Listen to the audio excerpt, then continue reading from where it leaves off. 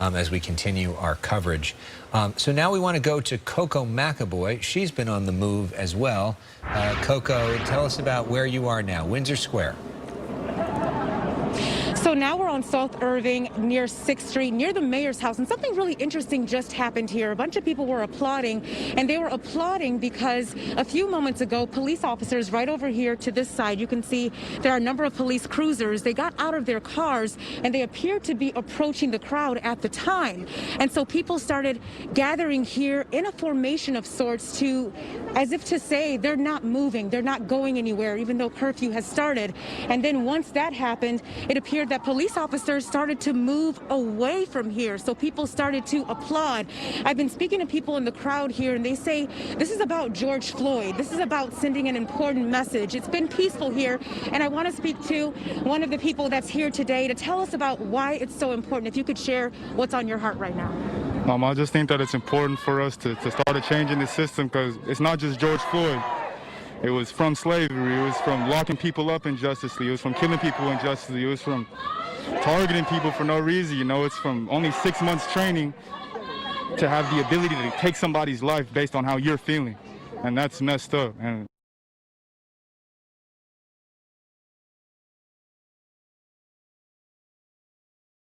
this interview as well, people were just chanting. They're really trying to send an important message here.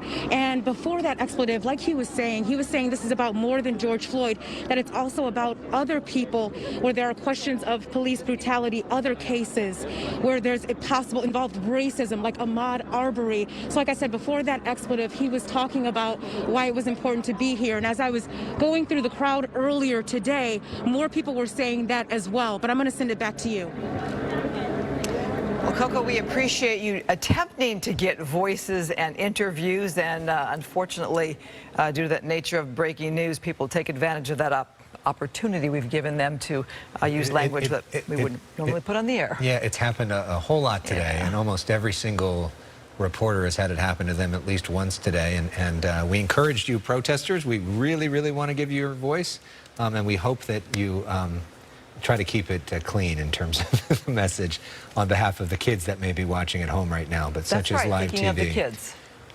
So we're looking as we look at these live pictures from downtown LA near City Hall, we check in with Marla Tejas. She's been keeping an eye on the national picture, and we're hearing from those who knew and loved George Floyd.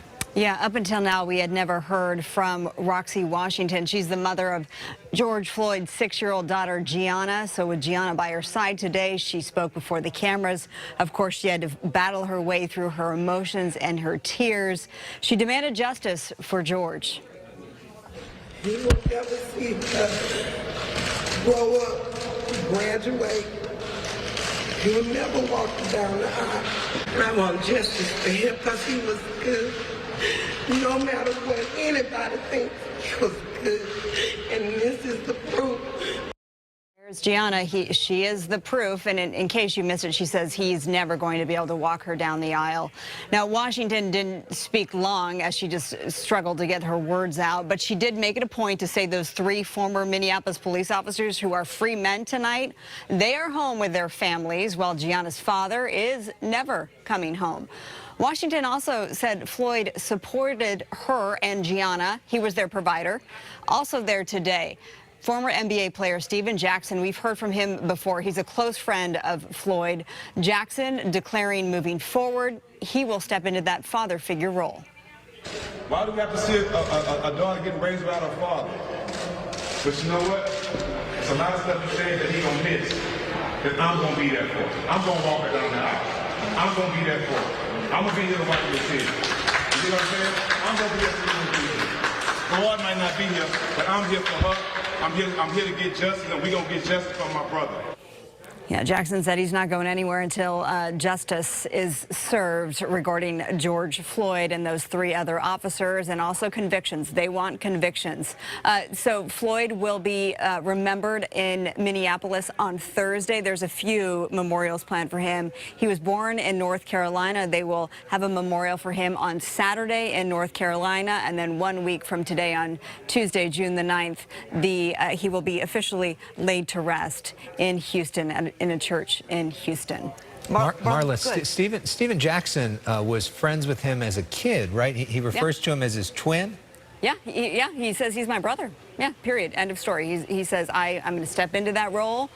He made it a point to also, he says, you know, I don't understand why this is so complicated. It's on video. It's clear as day. It is so simple. Why can't it be simple? And he was asking the photographers in the room, he says, you're here, you brought your cameras to record this so that when you post this on your news channel, when you air it, that they will believe you, right? And so he was referring to, of course, the gruesome video of Derek Chauvin kneeling on his friend Floyd's neck for more than 8 minutes. So he says, why is this complicated? Why? The proof's right there in broad daylight. So let's get them behind bars.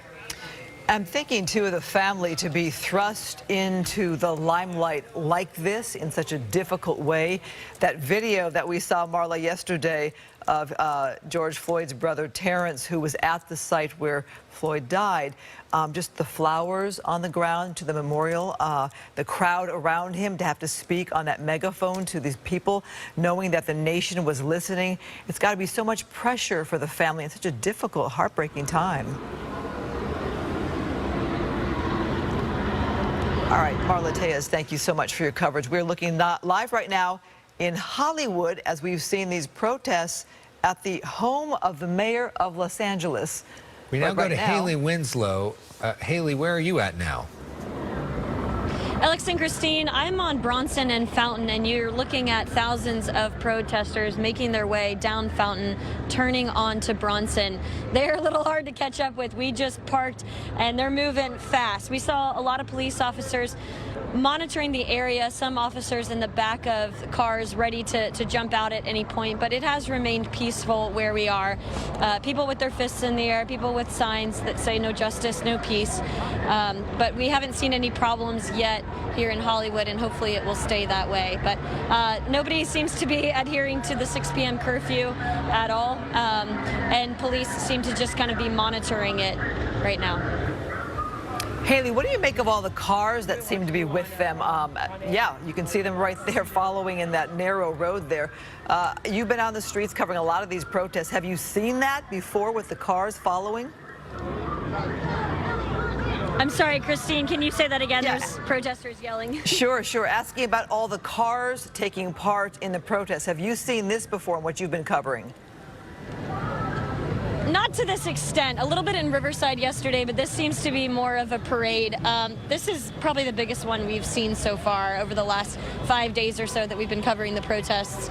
So yeah, it's a pretty incredible crowd. I can talk to a couple people if you'd like.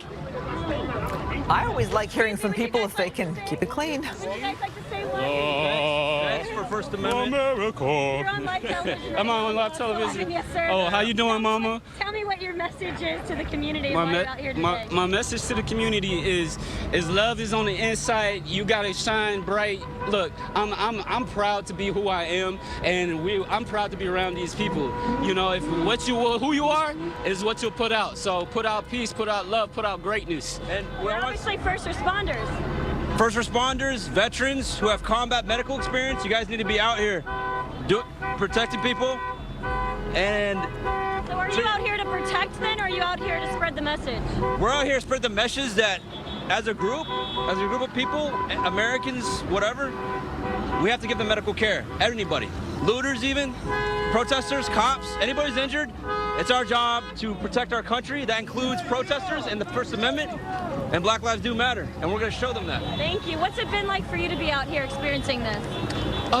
I mean, honestly, like, I'm from Alabama, and like, my parents, they marched. They marched back in the 60s when Martin Luther King was, you know, marching. And so for me, it's like, hey, I'm doing the same thing. I feel what they feel. And now, you know, it's all about progression from this point, you know. Do you still live in Alabama, or did you just come here for this protest? I live here now. I've been in LA for the past 5 years, and I mean, you know, it's something new. It's something different, you know. And I still love my hometown, but I love LA too. All right, well, thank you guys. Stay safe, and thank you for your service. All right, we're going to send it back to you guys. I think we have some sound that we're going to get to in just a second.